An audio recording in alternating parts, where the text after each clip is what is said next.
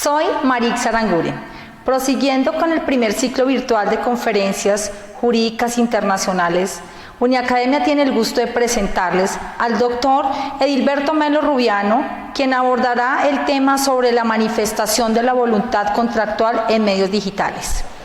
Abogado de la Universidad Santo Tomás, con estudios en Historia de la Universidad Javeriana de Bogotá, magíster en Bioética de la Pontificia Universidad Javeriana de Bogotá. Actualmente adelanta estudios de posgrado en Innovación Legal en la Universidad Externado de Colombia. Docente universitario, consultor y litigante en Derecho Privado y Arbitraje Comercial, Societario y de Construcción. Investigador en Derecho Privado y Transformación Digital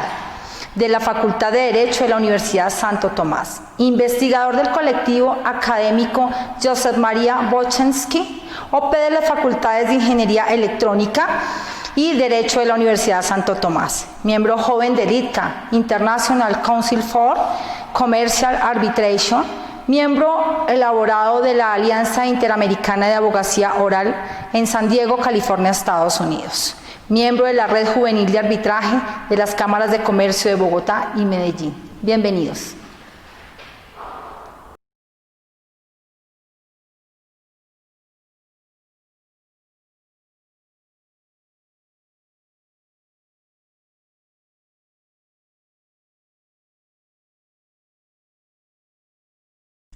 Saludos cordiales, me presento, mi nombre es Edilberto Melo Rubiano, abogado de la Universidad Santo Tomás, candidato a magíster en bioética de la Universidad Javeriana y actualmente cursando estudios de posgrado en innovación legal en la Universidad Externado de Colombia. En esta oportunidad he querido compartir una investigación que he venido trabajando acerca del desarrollo que tiene la relación del derecho con la transformación digital. En ese sentido, he querido colocar a conocimiento de ustedes un tema muy interesante que es la manifestación de la autonomía y la voluntad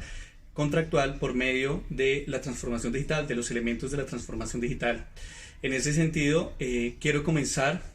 con una frase muy interesante, una pregunta que realizó Steve Jobs en una de sus conferencias en una de las universidades más prestantes de Estados Unidos, y fue la siguiente: ¿qué es lo que se debe responder un recién graduado de Derecho? Y entonces Steve Jobs mismo se respondió: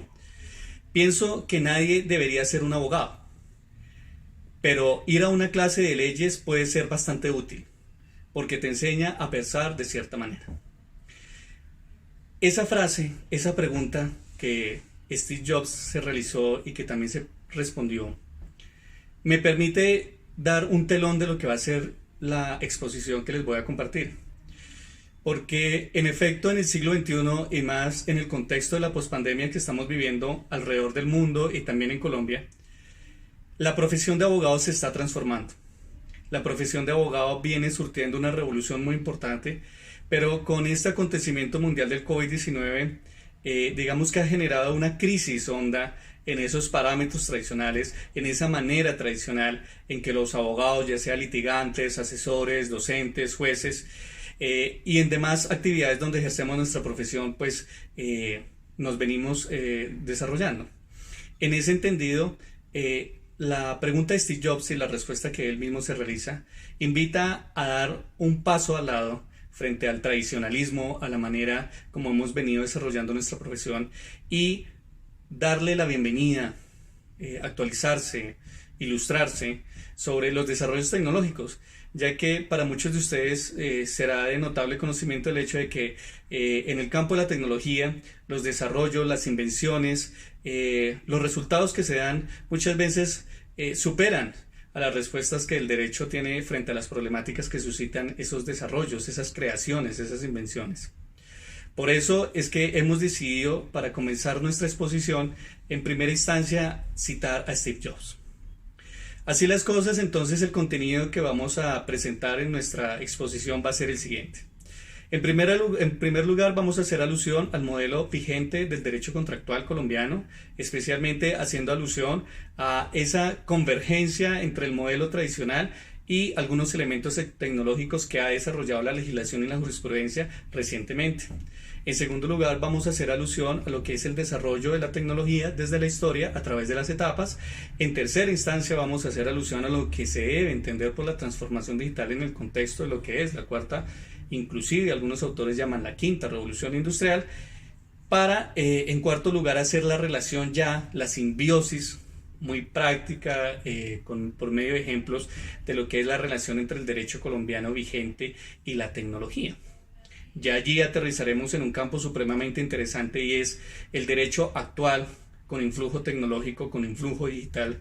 y esto nos permitirá dar entrada a lo que es nuestro tema, que es la manifestación de la autonomía de la voluntad por medios digitales, que es el derecho digital con innovación legal, y lo que es la manifestación de la voluntad contractual por medios digitales, para finalizar a modo de conclusión un tema de hondo calado y que más que ser una conclusión cerrada, pues va a ser una invitación para que todos ustedes se interesen por estos temas en cada una de las áreas particulares, no solo desde el derecho privado, que valga decirlo es el área, la óptica, el énfasis que le he querido dar a la presentación de hoy, sino también a observar cómo en cada uno de los campos de las subáreas de nuestra profesión se viene dando ese influjo digital. Entonces, esa conclusión la he denominado características de la manifestación de la voluntad digital. Así las cosas, voy a empezar en primera instancia hablando de lo que es el modelo vigente del derecho, con una convergencia entre la tradición y algunos elementos tecnológicos. En ese sentido, he caracterizado que el modelo vigente del derecho tradicional, con algunos influjos tecnológicos, tiene los siguientes elementos. En primer lugar, es un derecho mayoritariamente escrito, es escritural, todavía se apega mucho a la literalidad, a la manera tradicional de manifestar, de ejercer las acciones por medio de elementos físicos. En segundo lugar, todavía entiende que la única, principal e unívoca manifestación del ordenamiento jurídico es la ley. En tercera instancia, hace alusión a la literalidad. En cuarta instancia, digamos que hay una convergencia entre las viejas posturas dogmáticas propias de escuelas como el derecho romano,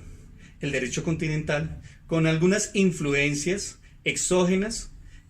como son el derecho anglosajón, como son la tradición del derecho norteamericano y el derecho británico, que, como es para conocimiento de muchos de nosotros, pues se caracteriza por ser más lapso, por ser más abierto, por no apegarse a la ley y por entender que el ordenamiento jurídico y la norma jurídica, pues unívocamente no se supedita a la ley, sino que también existen otros orígenes, otras fuentes, como son precisamente la jurisprudencia de nuestros órganos jurisdiccionales de cierre y también la doctrina. En quinto lugar, ese modelo tradicional de derecho que converge con algunos adelantos o avances tecnológicos se caracteriza porque los operadores jurídicos mayoritariamente se inscriben en el viejo sistema, es decir, estudiaron en el viejo sistema, se graduaron en el viejo sistema y de esa manera ejercen el derecho. En ese sentido, hacemos alusión a que los operadores jurídicos no son solamente los abogados litigantes, sino también son los mismos asesores, los abogados corporativos, los jueces, ya sean en las cortes de cierre o en los demás estamentos de la administración de justicia, e inclusive en la academia, los docentes y los investigadores. En ese sentido, si nosotros en todo el sistema jurídico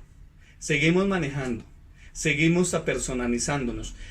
en el marco de un viejo sistema, como es el que acabo de describir, pues muy seguramente nuestros estudiantes,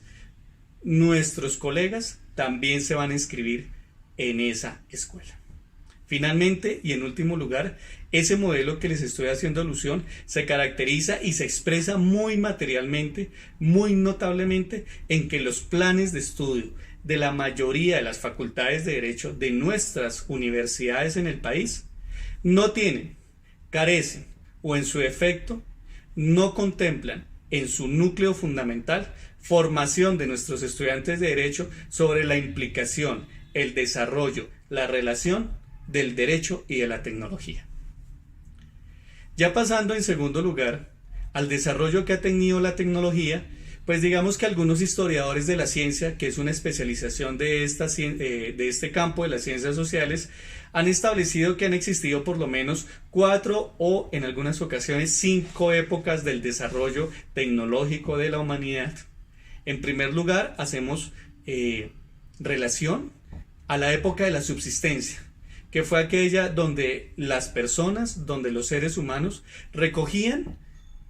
digamos que los elementos que les permitían subsistir, que les permitían mantener una vida. Allí no se había alusión a comodidad, allí no se hacía alusión al intercambio, allí no se hacía alusión a lo que inclusive hoy podemos denominar como poderes, como manifestaciones de voluntades de las personas de, por ejemplo, organizarse bajo una estructura desarrollada. Allí habían pequeñas formaciones de conglomerados humanos cuya finalidad exclusiva, cuyo interés exclusivo para relacionarse y unirse entre sí no era otra que mantener la vida. Esa primera época da paso a la segunda, que ya es la época de la artesanía y de la manufactura, y que es propia de la Edad Media hasta más o menos el siglo XVII, es decir, todo lo que cubre la transición entre la Edad Media y lo que es el Renacimiento. Allí, como para los privatistas es de hondo conocimiento, nace el derecho comercial, nace el derecho mercantil, se crean esas instituciones tan importantes como son los gremios, las corporaciones, los bancos, ¿sí? Indudablemente aquí no estamos haciendo alusión, porque no es de nuestro interés directo, el desarrollo tan notable que aún hoy en día nos influencia el derecho romano. Pero lo que nos interesa por el momento destacar de la segunda época, que la decidimos titular de la artesanía y la manufactura, es que allí se van a comenzar a generar partes de esos instrumentos, parte de ese modelo, de ese esquema de desarrollo económico que va a hacer germinar, que va a ser la cuna de lo que va a ser el sistema capitalista, y que hoy en día, en la época posmoderna, en donde hablamos del neoliberalismo desde la vista económica, pues va a tener una enorme influencia, e inclusive habrán algunos teóricos que digan que estamos en una época de reversión, de tomar en cuenta esos desarrollos tan notables que se dieron durante la segunda época, que, como les acabo de mencionar, va desde la Edad Media, que la podemos datar del siglo V, siglo VI, que sería la Baja Edad Media, hasta el siglo XVII. La tercera época, que se relaciona mucho con movimientos intelectuales como el enciclopedismo, la ilustración, la era del liberalismo económico, del liberalismo político, y también la era de estos grandes pensadores de la humanidad, que fueron Rousseau, Montesquieu, Diderot, incluso John Locke, un poco desde la teoría política. Pues allí va a germinar, no solamente desde el punto de vista político, el tema del desarrollo, lo que va a ser la concepción del Estado, sino de igual manera va a haber un enorme desarrollo tecnológico, y va a ser la era o la época de la mecánica, de la máquina y de la germinación de la industria moderna como hoy la conocemos. Esa tercera época, que data desde finales del siglo XVII, comienzos del siglo XVIII, pues va a ser todo lo que compone la era moderna, la modernidad en sí misma expresada, y que más o menos va a tener, según gran parte de los históricos de la economía, un fenecimiento hasta la década de los 40, de los 50 del siglo XX, cuando se da la finalización de la Segunda Guerra Mundial. Porque allí, con la finalización de la Segunda Guerra Mundial, como algunos de ustedes lo recordarán, pues se crean nuevas instituciones financieras, se da germinación a un nuevo sistema financiero internacional con el acuerdo de Bretton Woods, y el nacimiento de dos grandes corporaciones de las finanzas internacionales, como son, sin lugar a duda, el Banco Mundial,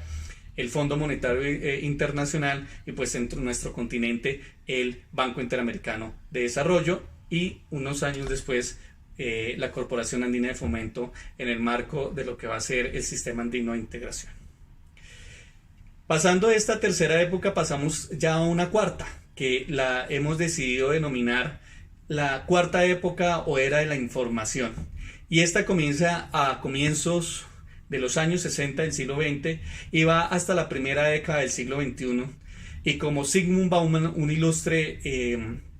sociólogo y pensador de las ciencias sociales y humanas británico, recientemente fallecido, pues va a ser en esta cuarta época, en la llamada de la información, donde va a germinar toda la teoría de lo que a él lo hizo famoso y por lo cual lo conocemos y lo recordamos, y es la era del mundo líquido. Esa época de la información, esa época en la cual se desarrollan instrumentos de comunicación que no necesitan la materialización, que no necesitan el intercambio físico, que no necesitan que las personas se estén, digamos que comunicando, que estén interactuando de manera directa, va a darse allí. Finalmente, y en último lugar, pues está la quinta época, que es la que nosotros hemos querido denominar, y algunos autores, la época de la digitalización, y es la que se va a dar a partir del año 2011 y que en estos momentos nos encontramos aquí. Esa época de la digitalización va a ser en la cual nosotros nos vamos a escribir en el desarrollo de esta conferencia, y va a ser en esta quinta época de la digitalización donde vamos a ver todos esos cambios revolucionarios, esos cambios transformadores de la tecnología en la profesión jurídica. Ahora, en tercera instancia, hablemos de lo que es la transformación digital, porque para poder hablar de lo que es la manifestación de la autonomía de la voluntad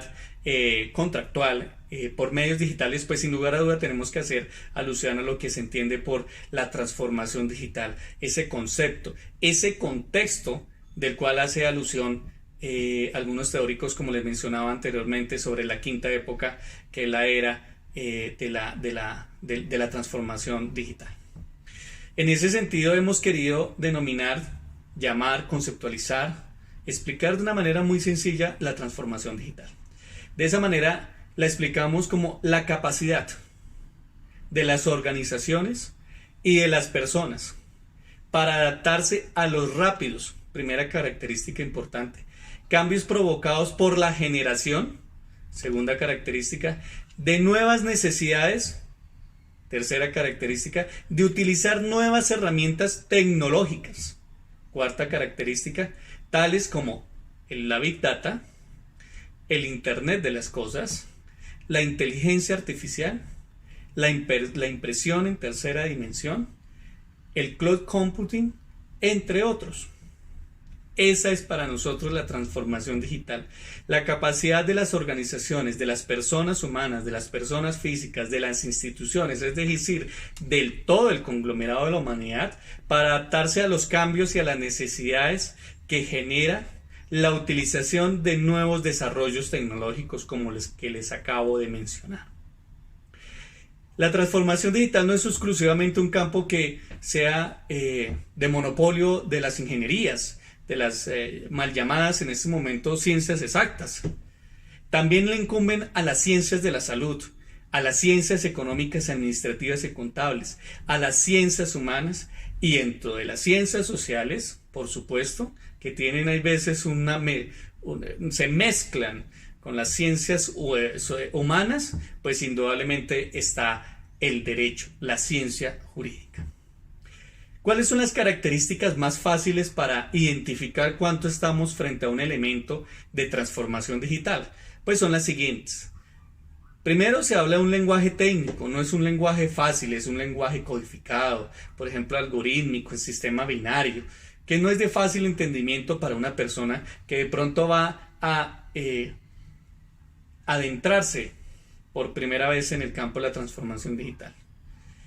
Y en segundo lugar, es un campo que está constantemente cambiando, evolucionando,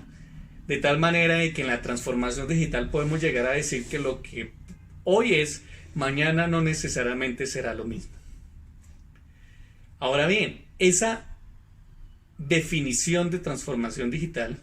va a conllevar entonces a que ya aterricemos en el campo de nuestra profesión, del derecho. Y en ese sentido vamos a hacer alusión a lo que ya es la relación entre el derecho y la tecnología. Entendía tecnología dentro de lo que yo les compartía hace poco, que eran las épocas del desarrollo tecnológico humano, y ya más específicamente lo que es la transformación digital, como a continuación se los voy a compartir. En el derecho colombiano nosotros sin lugar a duda tenemos diferentes expresiones e instrumentos que dan cuenta de la relación entre derecho y tecnología. Basta ver, por ejemplo, algunos códigos procesales como el CEPACA, como el Código General del Proceso, como el Código de Procedimiento Penal, Ley 906 de 2004, e inclusive con el Código de Procedimiento Laboral a través de la última reforma que sufrió en el año 2001, para reconocer, para evidenciar que allí, en esas normas, de carácter procesal, se evidencia un notable flujo de la implementación de las tecnologías de la información y de las comunicaciones en el acceso a la administración de justicia. A manera de ejemplo, y de una forma muy sencilla, citamos el artículo 103 del Código General del Proceso. Allí el legislador nos enuncia de que en todas las actuaciones procesales deberá procurarse porque tanto el juez como las partes usen las tecnologías de la información y las comunicaciones en temas tan importantes, en actuaciones tan importantes como son el trámite propio del proceso judicial, el desarrollo del mismo, y de igual manera lo que son las comunicaciones, lo que son el intercambio de información entre las partes y de las partes hacia el juez, hacia terceros intervinientes y auxiliares de justicia. De igual manera, el artículo 103 del Código General del Proceso finaliza su enunciación diciendo algo muy importante que consideramos vital para efectos de desarrollar el tema que les estamos compartiendo, y es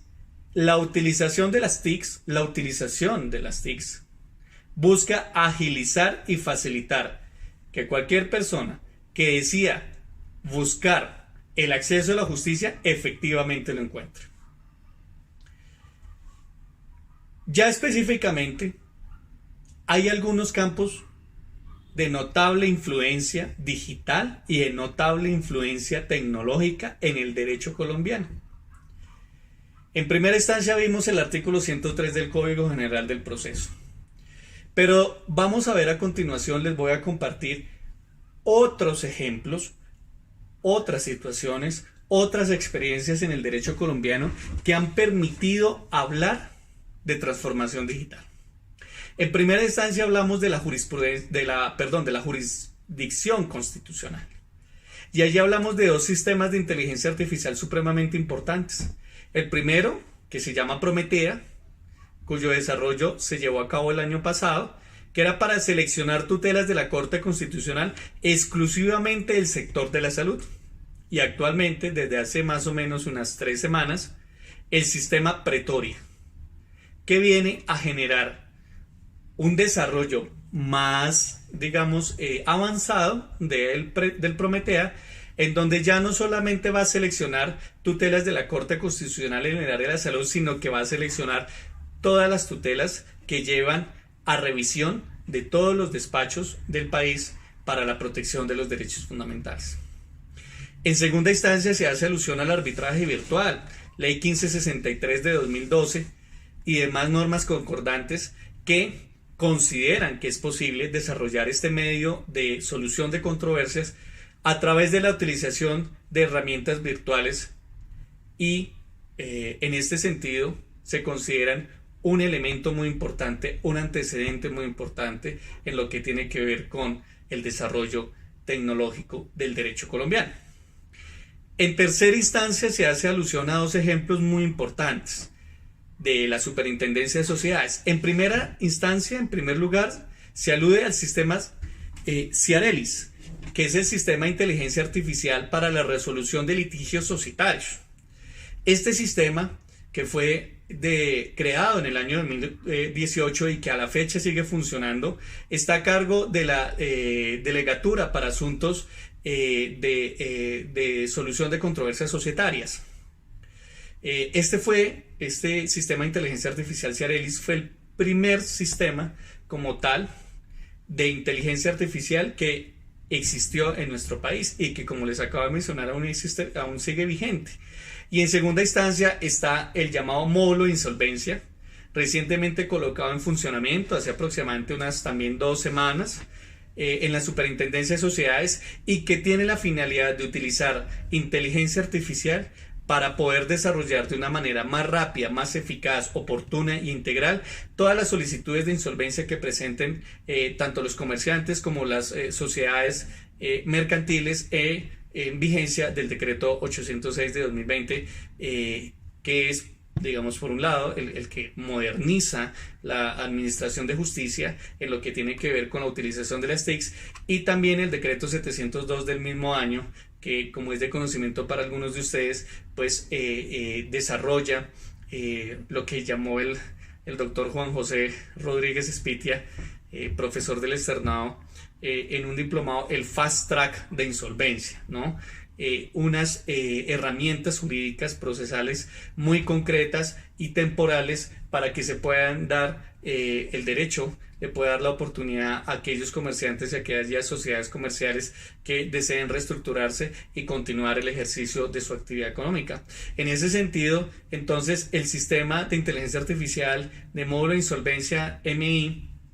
busca desarrollar, como les acabo de mencionar, de una manera más rápida todo lo que tiene que ver con la asunción,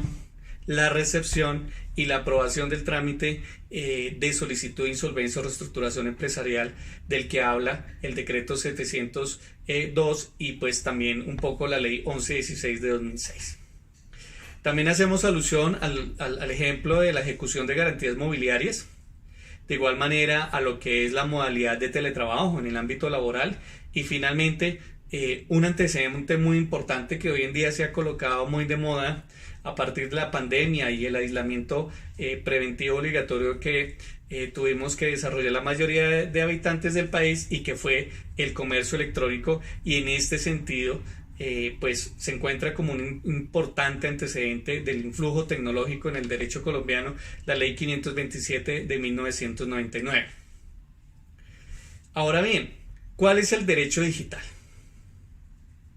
¿Cuál es en concreto, ya entendiendo de qué manera se ha dado esa evolución, por un lado, del derecho de escuela tradicional con algunos influjos tecnológicos muy tenues, en primer lugar; en segundo lugar, el desarrollo que ha tenido tecnológico la humanidad a través de las diversas épocas, como lo mencionamos; en tercera instancia, algunos ejemplos normativos que tiene el derecho acerca de ese impacto de la tecnología, especialmente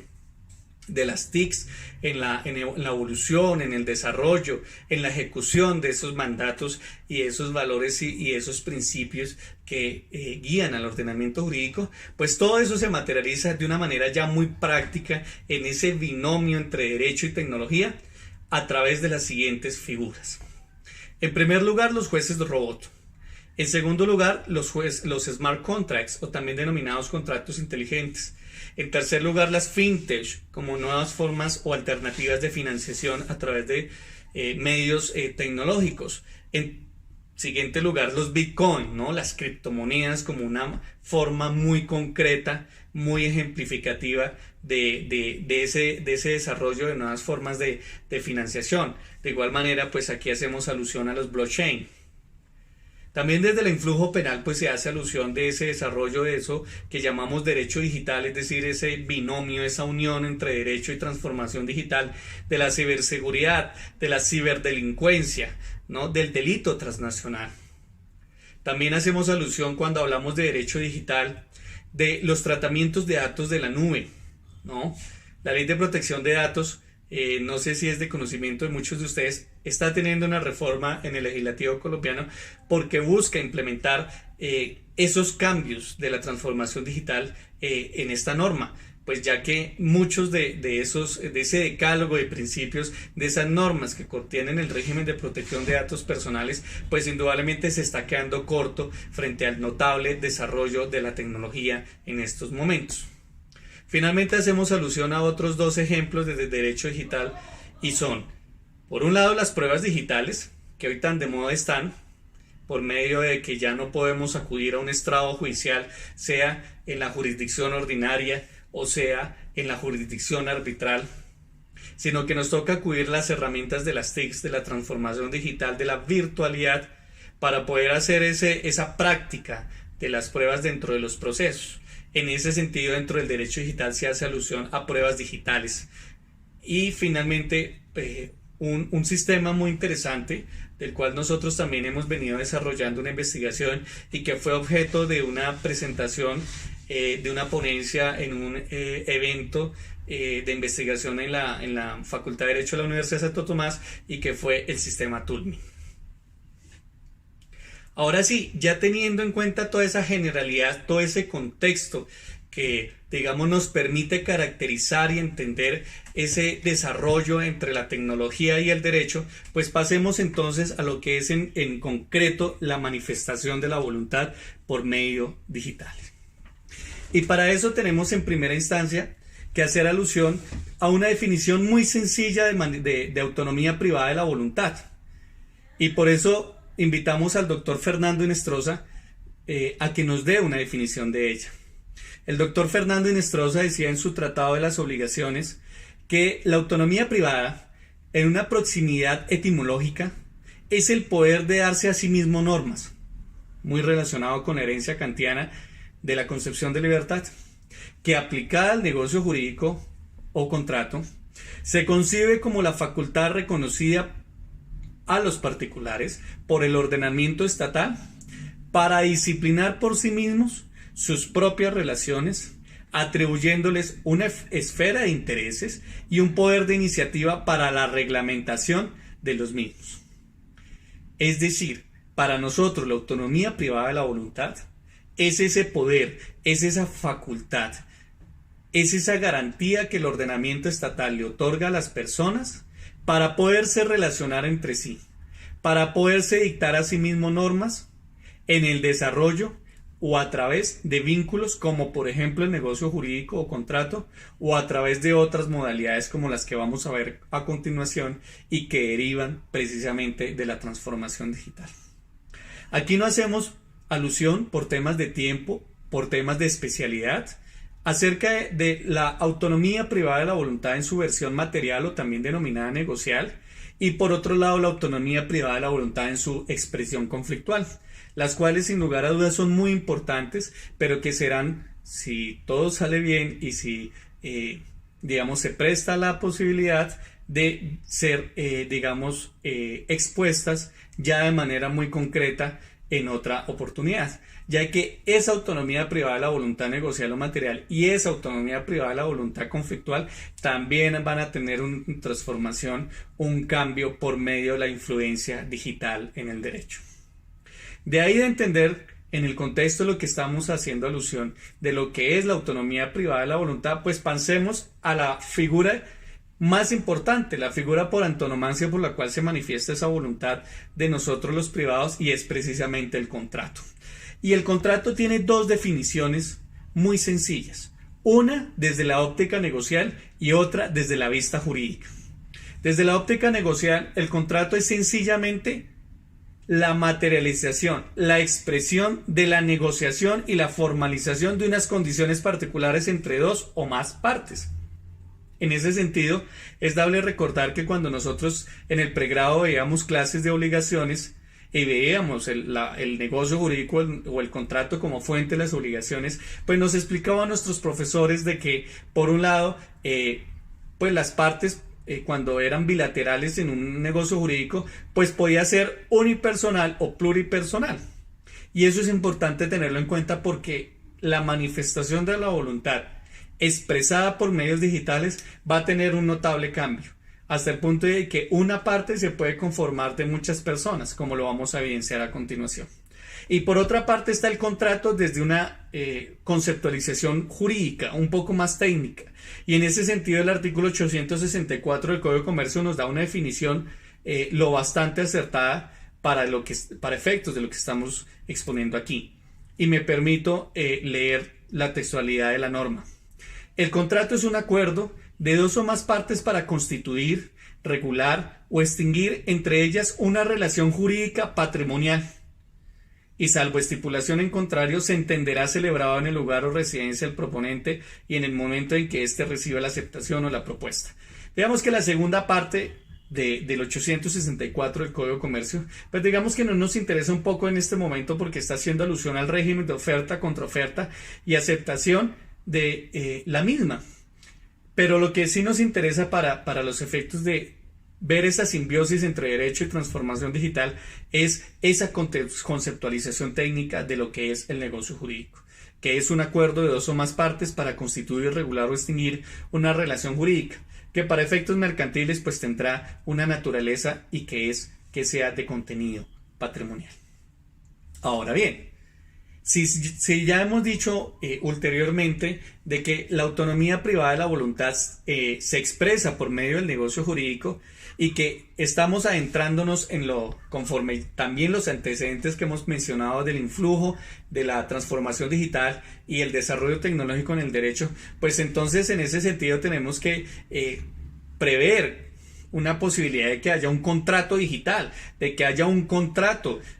con notables influencias tecnológicas. Y en ese sentido, nosotros hemos querido traer esa definición que hemos venido construyendo de lo que es un contrato digital. En ese sentido, nosotros consideramos que un contrato digital es una programación informática de sistemas que se encarga sin intermediarios de facilitar y de verificar el cumplimiento de la negociación en sí. Todo ello sin una cláusula contractual, como digamos la estipulábamos o la creemos tradicionalmente en el modelo de la escuela tradicional del derecho que explicábamos comenzando nuestra exposición, y que requiere de un sistema encriptado, de un sistema técnico codificado para que se pueda ejecutar dicho contrato. Esta definición de contrato digital es muy sencilla, está en construcción, porque todavía no hemos decantado cuáles son y cuál es el margen de frontera de la influencia del derecho, de la transformación digital en el derecho privado de los contratos. Aún no la hemos observado. Hasta ahora estamos viendo tenuemente cuáles son sus aproximaciones. Tendremos que ver, por ejemplo, a partir del COVID-19, a partir de estas medidas gubernamentales de distanciamiento social, de respeto a las medidas de bioseguridad, cómo se va a desarrollar o cómo se seguirá desarrollando, por ejemplo, los negocios contractuales que están en ejecución y que necesitarán, por diferentes medidas, por las consecuencias económicas que ha traído para las partes el COVID-19, por ejemplo, renegociarlas o finalizar, liquidarlas y generar una nueva relación negocial. Allí va a estar muy presente y de manera muy tenue, muy tímida, esa definición que estamos haciendo de contrato digital. De igual manera, y ya de una forma muy específica, me voy a permitir relacionarles a todos cuáles son las normas que en el derecho colombiano nos permiten hablar que la manifestación de la voluntad por medios digitales es posible en el ordenamiento interno. En primera instancia, recordemos que la Constitución es norma de normas, que la Constitución es la norma de nuestro ordenamiento jurídico más importante y que en ese sentido toda incompatibilidad de cualquier norma del ordenamiento jurídico con la Constitución pues prevalecerá esta última. En ese sentido, el artículo 4 de la Carta Política digamos que expresa aquel principio general del derecho que dice que todo lo que no está expresamente prohibido para los particulares se entiende permitido, contrario a ese otro principio general del derecho o a esa otra parte de ese principio general del derecho que dice que mientras para nosotros los particulares lo que no está expresamente prohibido nos está permitido, que lo acabo de mencionar, para los servidores públicos, para los funcionarios estatales, solo les está expresamente permitido lo que les está autorizado. Solo podrán actuar, solo podrán ejercer aquello que está expresamente autorizado por la norma. En ese sentido, no hay ninguna norma en el ordenamiento jurídico colombiano, tanto constitucional, legal y de manera reglamentaria, e inclusive en el ámbito del derecho privado, que es donde estamos ubicando la conferencia. En ninguna parte del derecho privado, inclusive en costumbres, prácticas o usos de carácter mercantil, hay una prohibición expresa para que se pueda manifestar la autonomía privada de la voluntad por medio de esos instrumentos que ha desarrollado la transformación digital. En ese entendido, entonces, el artículo 4 de la Constitución nos permitiría decir que se puede, que es viable, que es constitucional y que es acorde a derecho poder manifestar la voluntad por medios digitales. En segunda instancia está el artículo 16 del Libre Desarrollo de la Personalidad, que en el ámbito de los contratos, que como lo hemos visto es la principal manera y es el principal medio por el cual se manifiesta la voluntad, pues ese desarrollo de la personalidad, esa posibilidad que tenemos las personas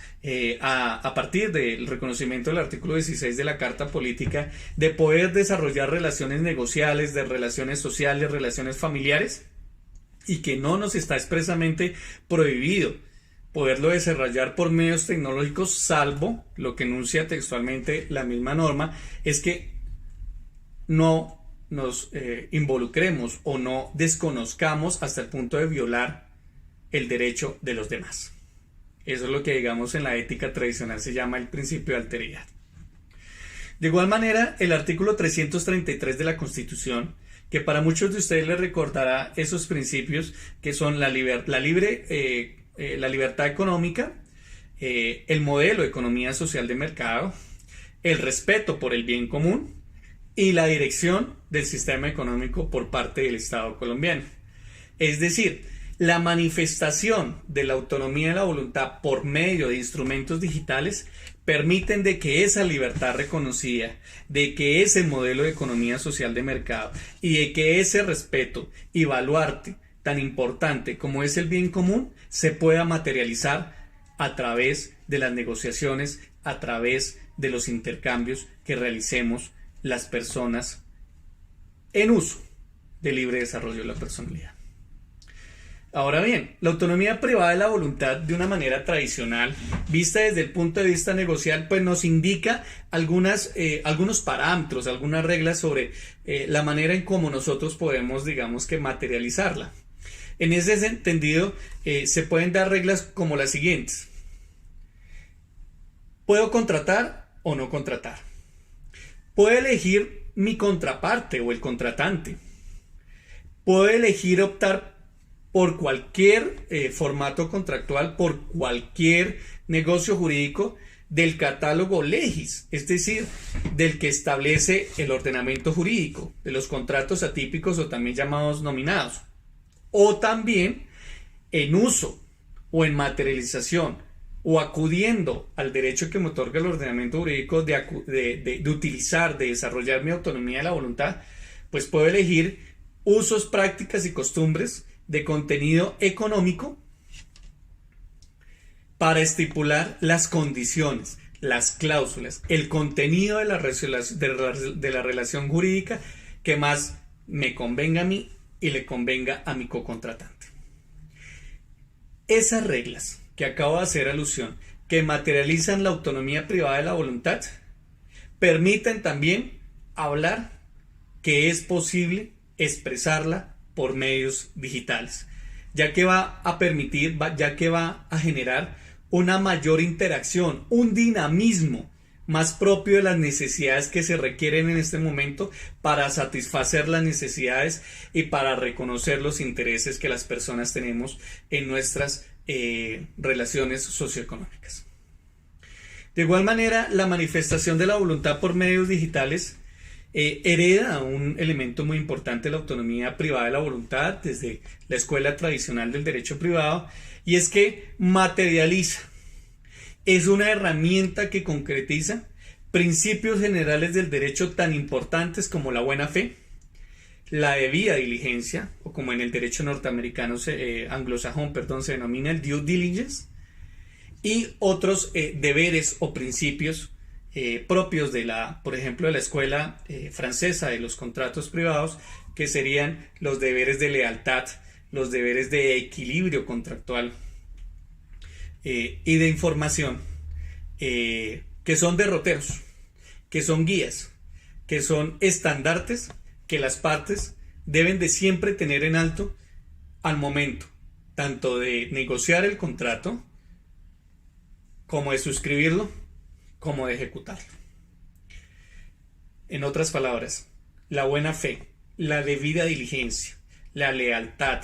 el equilibrio contractual y el deber de información, entre tantos otros principios y figuras del derecho contemporáneo de los contratos privados, se materializan se concretizan a través de la manifestación de la voluntad por medio de instrumentos digitales. Habíamos mencionado con antelación la ley 527 del año 99 sobre comercio electrónico.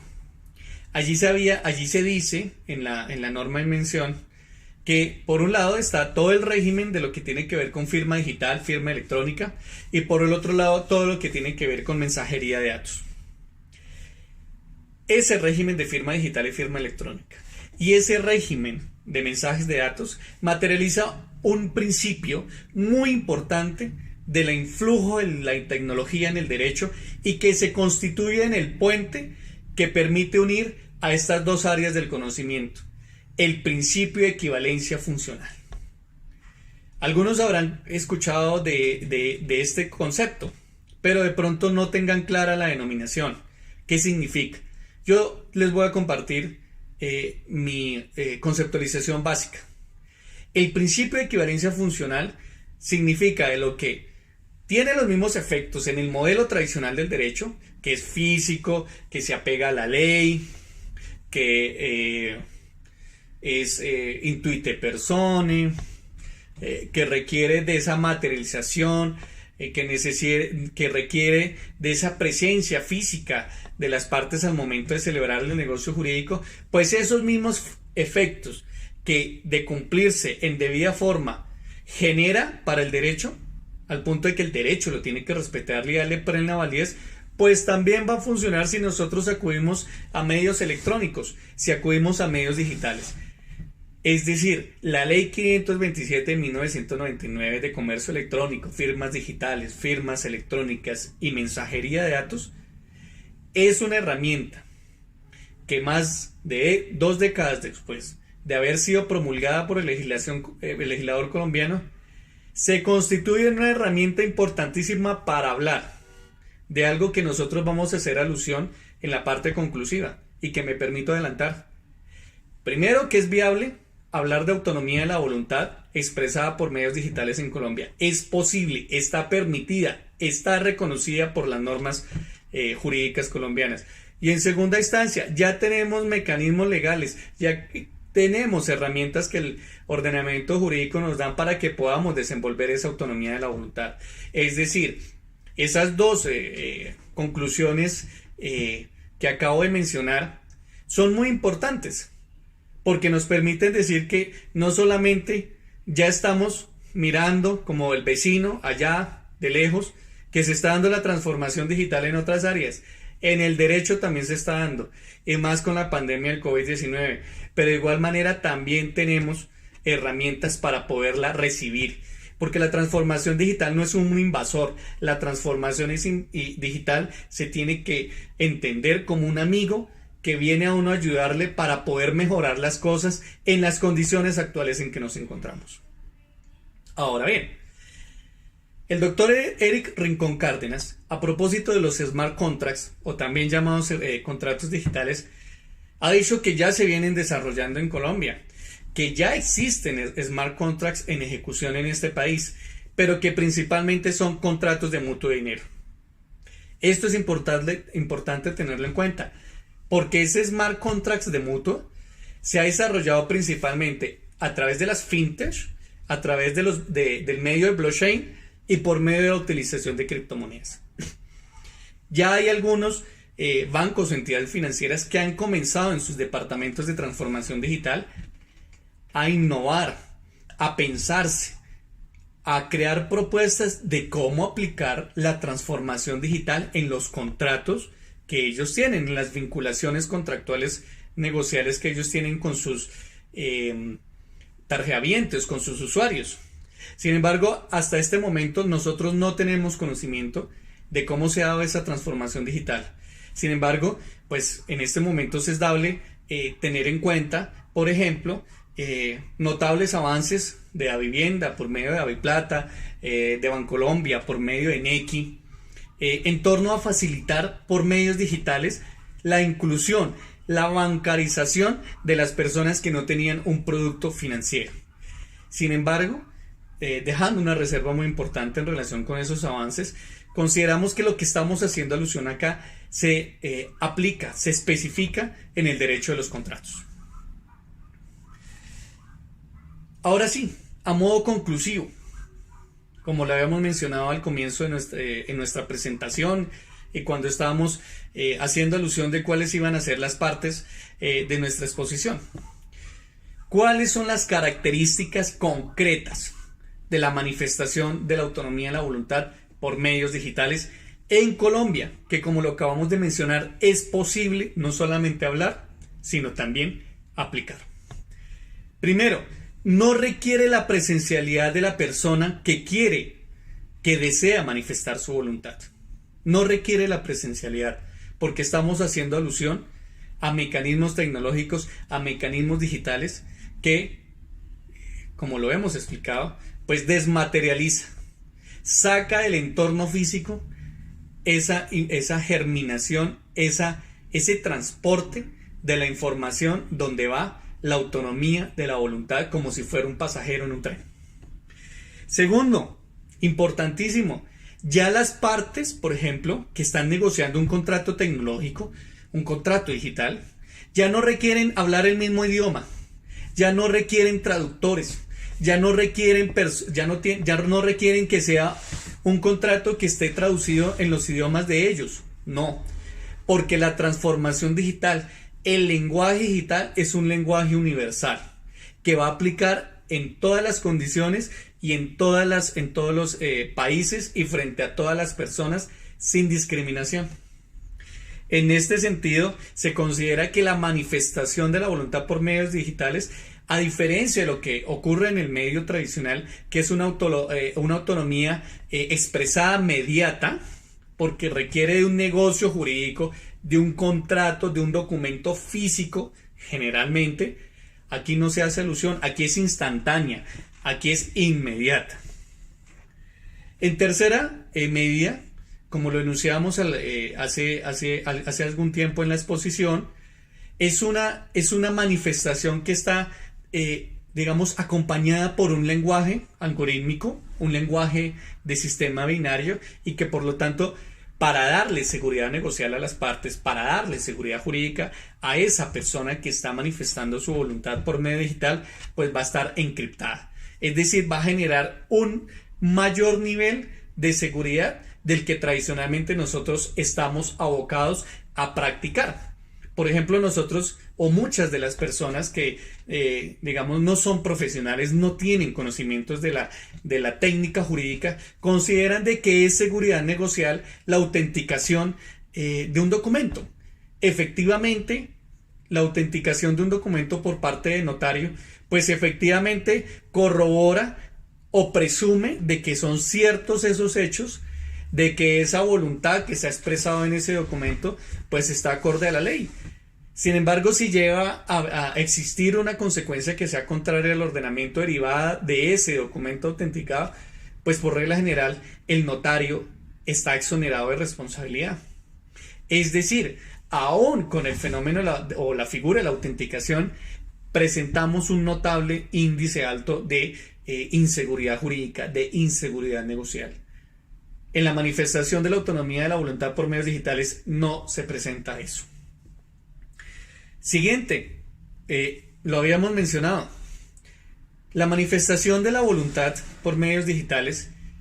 ya encuentra el reconocimiento desde el año 99 en la ley 527 cuando hace alusión al principio de equivalencia funcional. Es entonces, como lo decíamos, es un elemento, es una prueba, es un argumento más en derecho colombiano para permitir aseverar con seguridad que es viable la manifestación de la voluntad por medios digitales. Efectos positivos, consecuencias positivas de la manifestación de la voluntad por medios digitales. Lo habíamos dicho con el tema de la seguridad jurídica, de la seguridad negocial. Disminuye los riesgos relacionados con la ejecución del contrato, con la ejecución del negocio jurídico. De igual manera, la manifestación de la voluntad por medios digitales tiene un ropaje, tiene una especie de escoltas que son la posibilidad a través de diferentes instrumentos de transformación digital, como es el sistema Toulmin, del cual, como les mencionábamos, hicimos una exposición en el encuentro de investigación en la Facultad de Derecho de la Universidad Santo Tomás de Bogotá. Pues ese sistema Toulmin permite que las partes puedan identificar a través de la aplicación de la teoría de juegos cuáles posibles riesgos, tanto en la negociación del contrato que pueden estar desarrollando, como si pasan a la fase de suscripción y ejecución, se pueden presentar. Es decir, la transformación digital aplicada a la autonomía privada de la voluntad, expresada por medio de negociación, suscripción y ejecución de negocios jurídicos, les permite anticiparse al riesgo, les permite identificar posibles hechos imprevistos que se puedan llegar a generar, y en ese sentido poder asegurar esas consecuencias anómalas que puedan tener para las partes de darse o de materializarse esos hechos. Ese efecto positivo, esa consecuencia positiva tiene la manifestación de la voluntad digital, que es como la que hemos querido llamar en la parte conclusiva de esta conferencia. De igual manera, de tener la posibilidad de generar desarrollos tecnológicos frente a la manifestación de la autonomía de la voluntad por medios digitales, podemos crear un tesauro de contratos digitales, podemos generar un decálogo, unas reglas, unos principios, unos parámetros mínimos que nos permitan ahondar, que nos permitan dar mayor certeza y seguridad jurídica a quienes decidan manifestar sus intereses, satisfacer sus necesidades acudiendo a la transformación digital. Igualmente, es importante tener algo en cuenta. En estos momentos, la mayoría de las facultades de Derecho, por lo menos en sus planes de estudio de pregrado, lo decíamos al comienzo, no tienen materias del núcleo fundamental que hablen de estos temas. Pueden tener electivas, optativas, semilleros de investigación, o en su efecto algunos profesores que por su experiencia o por su interés inviten a los estudiantes a que desarrollen, a que conozcan más de la transformación digital aplicada al derecho. En ese sentido, lo que quiero decir es que para poder manifestar de una manera idónea, de una manera correcta, la voluntad a través de medios digitales, no solo podemos estar nosotros únicamente los abogados al lado del cliente, al lado del usuario, inclusive nosotros mismos. Debemos de tener al lado un equipo, y ese equipo se conformará por un ingeniero de sistemas, por un ingeniero electrónico, por una persona que tenga conocimiento técnico, experto, frente a la manera como funciona en concreto esos instrumentos tecnológicos. A manera ejemplificativa podemos por ejemplo, encontrar que los ingenieros de sistemas y los ingenieros electrónicos tienen una herramienta que para ellos en este momento ha sido fundamental para poder desarrollar la transformación tecnológica, la transformación digital, ¿sí? Y es el sistema de programación Python. El sistema de programación es el más sencillo de todos. Sin embargo, habrá ciertos algoritmos, habrá ciertos códigos que solamente por la experiencia y por el conocimiento adquirido en el pregrado del ingeniero de sistemas o el ingeniero electrónico podrá llevarlo a cabo. En ese sentido, en cualquier área del conocimiento, no solo en el derecho privado, que es desde donde me he permitido desarrollar esta conferencia, sino desde las demás áreas: constitucional, laboral, penal, contencioso, fiscal, tributario, etc. En cualquier área, si nosotros queremos comenzar a desarrollar instrumentos jurídicos de transformación digital, pues la invitación es a tener a un profesional de ingenierías para que nos colabore, para que nos acompañe, para que nos explique la manera como vamos a emigrar del modelo tradicional del derecho a ese nuevo modelo de paradigma digital. Y finalmente, ¿cuáles son de manera concreta, con nombres propios y a través de qué mecanismos, que la manifestación de la voluntad digital se expresa? Entonces aquí hacemos alusión a las siguientes herramientas o a las siguientes figuras. Primero, a los smart contracts, que son el género, que son la nueva manera en cómo se está manifestando la voluntad por medios electrónicos. Pero al interior de los smart contracts también podemos encontrar los multi-wrap, que pueden ser esa unión, esa convergencia de diferentes negocios jurídicos que se entrelazan entre sí, una especie de ejemplificación muy concreta y muy ilustrativa. Puede ser la manera como en la película Matrix se relacionan todas las redes de información. El click wrap, ¿sí?, que es muy utilizado en estos momentos cuando entramos a una página web y aceptamos los términos y condiciones y los cookies. Ese es el click wrap. Esa es la manera como se ha entendido en algunos casos en el internet para manifestar el consentimiento y por ende manifestar la voluntad. Y otra figura muy importante es el ring wrap, ¿sí? Cada una de estas figuras tiene en sí mismo un abordaje muy hondo para desarrollar. Sin lugar a dudas es muy interesante cada una de las figuras que acabo de mencionar para identificar en ella lo positivo y lo negativo, las dificultades pero también las virtudes que ha logrado tener hasta el momento. Sin embargo, el interés de nuestra exposición era simplemente dar a conocer a ustedes ese binomio entre derecho y tecnología aplicado a una situación en concreta, que puede por un lado ser general. De pronto en algunos elementos se puede ver de esa manera, pero por otro lado verse de una forma especial, de una manera concreta, porque no estamos hablando desde una vista genérica sobre el derecho a la transformación digital, ya que dependiendo de cada uno de los campos, la transformación digital en el derecho puede cambiar, puede tener identidad propia que la diferencia de las otras manifestaciones. En ese sentido, entonces quisimos aplicar la influencia de la transformación digital en el derecho privado colombiano, porque nosotros consideramos que de cara a ese interés de la dogmática, de la jurisprudencia, inclusive de la legislación, de dejar de hablar de derecho civil y derecho comercial, pues nosotros consideramos que esas dos codificaciones, que las diferencian no solamente su ámbito de aplicación, sino también sus casi 90 años de diferencia en la fecha de su promulgación, pues en la praxis son una sola. Aquí, digamos, y puede ser objeto también de otra conferencia, de otra investigación, mirar ese fenómeno de la mercantilización del derecho civil, aplicando la influencia tecnológica, la influencia digital, como sea. Sin embargo, nosotros no nos quisimos meter en este campo. Simplemente quisimos, como les acabamos de mencionar, observar un radiograma, ver una generalidad a través de un estudio de caso, la manifestación de la voluntad por medio digital.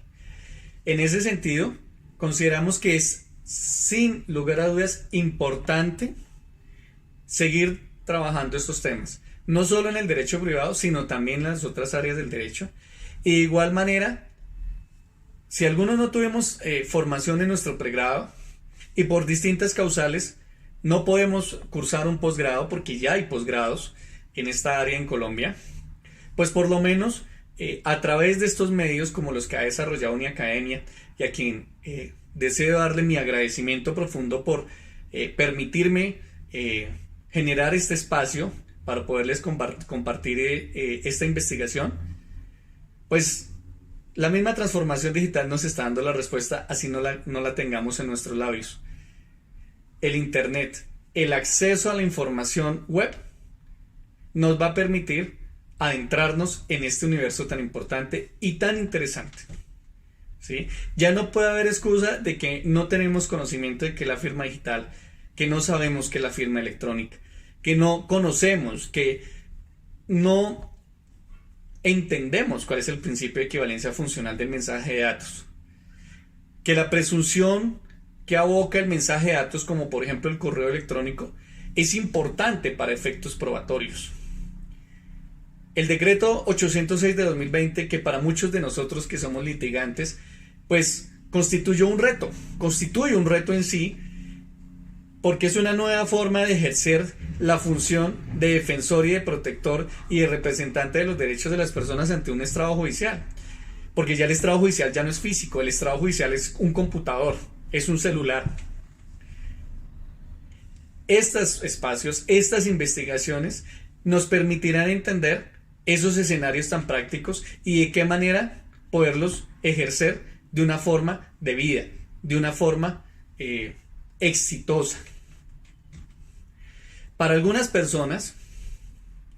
el decreto 806 de 2020 es una reforma tímida al Código General del Proceso, hasta el punto de que dicen que el Código General del Proceso en gran parte quedó out y que lo que estamos hoy evidenciando es la aplicación del decreto 806 y que en caso de vacíos del decreto 806 pues nos iremos al CGP. Es decir, el CGP pasó de ser una norma principal en los procesos civiles ordinarios a ser una norma excepcional. No sé si esa sea la manera concreta de entender o una manera de observar el decreto 806 de 2020. Sin embargo, sí consideramos, y lo reiteramos por última vez, que es importante para efectos de ejercer de la mejor manera nuestra profesión litigiosa, nuestra profesión de asesores, de docentes, de investigadores y de jueces, entender que el decreto 806 es una expresión normativa de la influencia digital y de la influencia de la tecnología en el derecho. Si eso no es así, no habrá otra manera de comprender los cambios que se avecinan, de los tiempos y de las revoluciones que se están gestando en nuestra profesión. Porque de no incursionar en lo que, por ejemplo, el doctor José Fernando Torres ha llamado el abogado digital, el litigio digital, el derecho digital, pues la competencia nos va a sacar. La competencia no nos va a permitir seguir ejerciendo conforme nosotros requeríamos. El mercado va a cambiar. En ese sentido, les agradezco a todos haberme dado la oportunidad, especialmente a Uniacademia, por este espacio. Les invito a que quienes estén interesados nos sigan, nos busquen en las redes sociales, en nuestro Facebook, @Edilberto Melo Rubiano, Asociados y Abogados. Nuestro Instagram, también Edilberto Melo Rubiano, Abogados y Asociados. Y nuestro canal de YouTube de igual nombre, donde podrán encontrar diferentes conferencias, no solo de estos temas de influencia digital, sino también de otros, donde también o de igual manera se ha observado los efectos de la digitalización de la vida. Les agradecemos, les deseamos muchos éxitos y esperamos podernos encontrar en una nueva oportunidad. Muchas gracias.